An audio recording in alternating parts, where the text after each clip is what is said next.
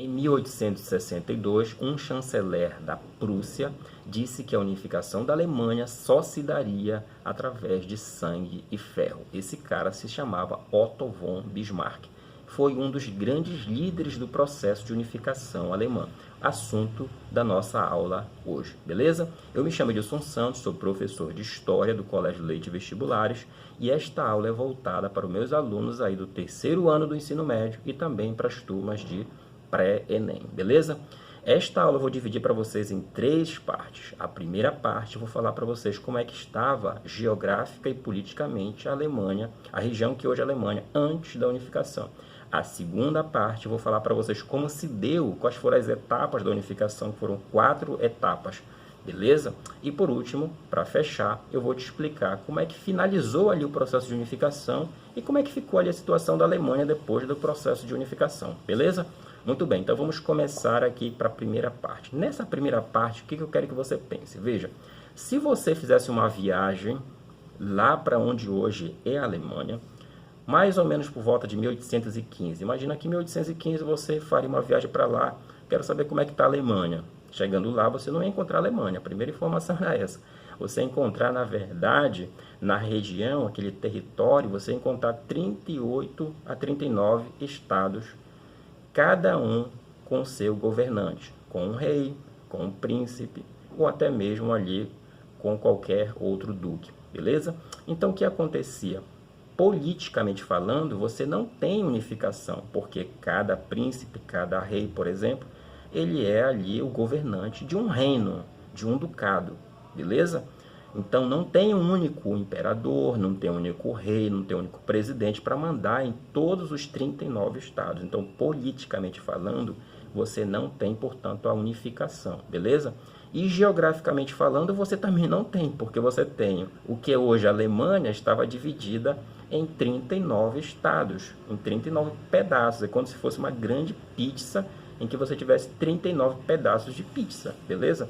Muito bem. Então, nós já poderemos concluir que, nesse momento, lá por volta de 1815, 1820, a Alemanha ela não tinha unificação política e não tinha também a unificação territorial. Aí você pode me dizer, mas não tinha nada em comum entre os alemães? O que fazia, portanto, esses 39 estados estarem reunidos no mesmo território? Eles tinham duas coisas em comum. A primeira era a língua. Todos os 39 estados falavam a língua alemã. A segunda é que eles tinham também um compartilhamento de cultura. Nos 39 estados você tinha a cultura germânica, que já vinha de um longo tempo. Beleza? Então, o que é que falta unificar? Falta unificar a política e falta unificar os territórios. Então, a unificação é exatamente fazer essas duas missões, beleza? Muito bem. Agora, eu quero que você perceba uma coisa. Bora alargar um pouquinho esse debate. Bora pensar o seguinte.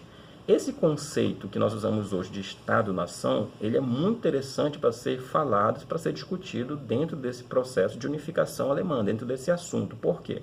O que é um Estado? Um Estado você tem um governo definido ali, seja uma república, seja ali seja uma monarquia, seja um império. Você tem um governante, que é o cara que está exercendo ali o governo. Você tem também a administração, bem também centralizada, e você tem um território centralizado. É só você pensar no Brasil. Pensa no Brasil. O Brasil tem um regime político definido? Tem, uma república. Tem um governo definido?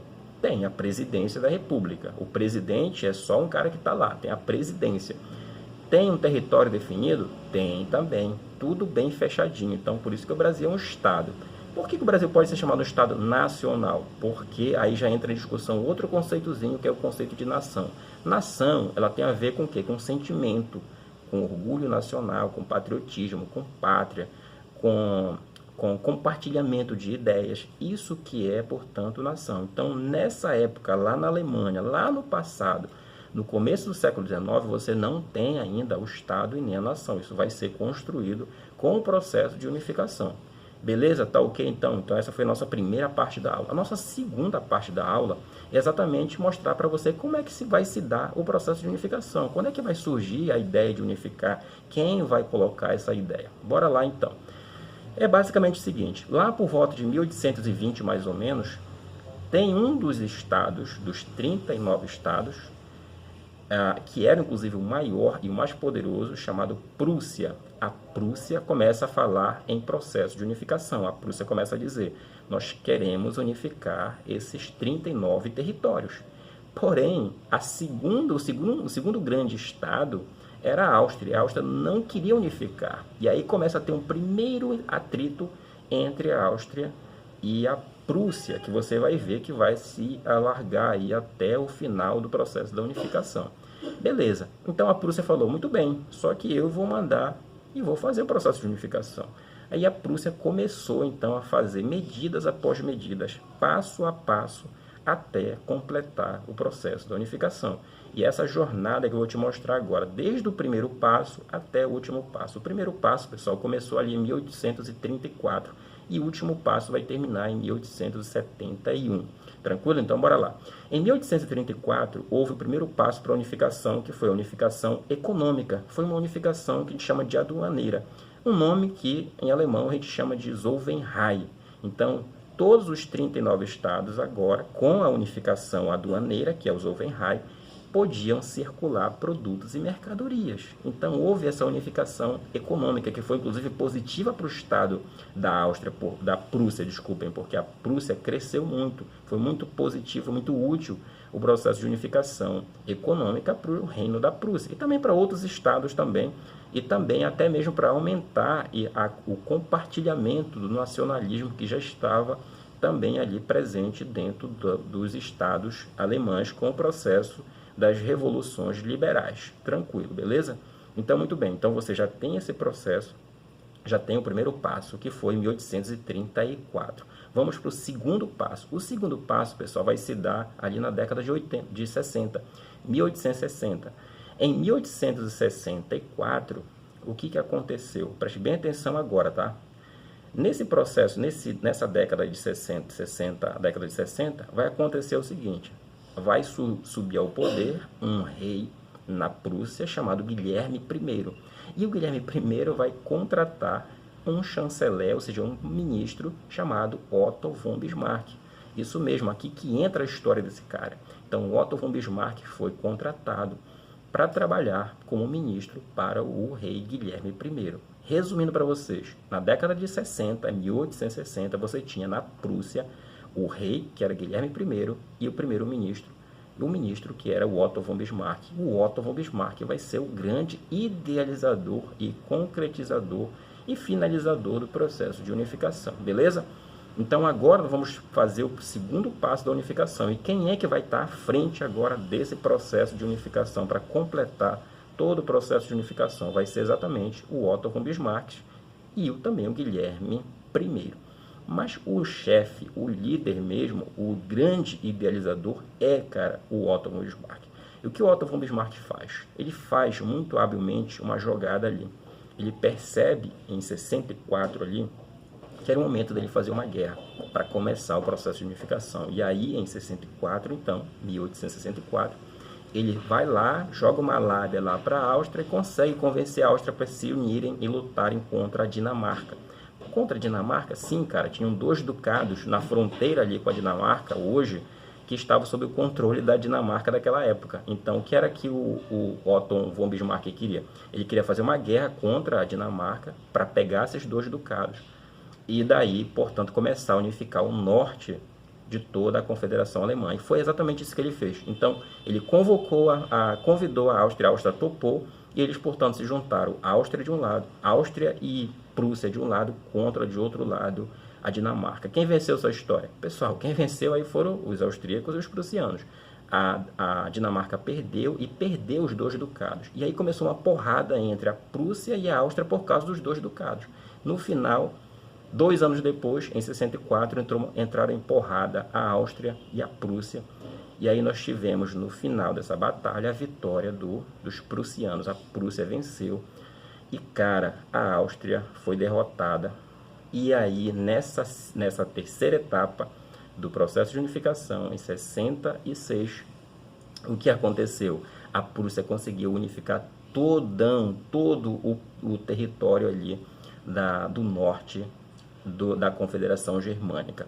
Mas faltava unificar o Sul. O Sul não gostava muito da Prússia e não gostava muito do Otto von Bismarck e não queria participar do processo de unificação. Então Bismarck pensou, poxa, eu tenho que conseguir alguma estratégia para envolver o Sul, os estados do Sul da Confederação Alemã, a se unificarem aos estados do Norte, que eu já fiz o processo de unificação. Então ele fez o quê? Fez uma jogada e travou uma guerra contra a França.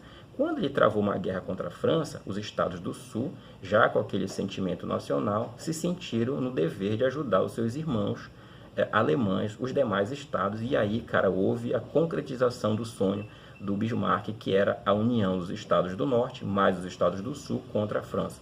No final da batalha, dessa luta entre, de um lado, os estados da Confederação Alemã contra a França, chamado de Guerra Franco-Prussiana, em 1870 e 71. No final da guerra, em 71, quem venceu? Quem venceu, na verdade, foram todos os estados da Confederação Alemã. E, cara, a França foi derrotada e envergonhada. O seu imperador foi preso e a França teve que pagar duas coisas. Uma alta indenização para a Prússia e teve que pagar também, perdeu 2 territórios, Alsácia e Lorena. Cara, isso é muito importante para a gente estudar lá adiante esse processo aí de perda desses 2 territórios, porque isso vai gerar uma certa rivalidade entre a França e a Alemanha que vai ser criada depois.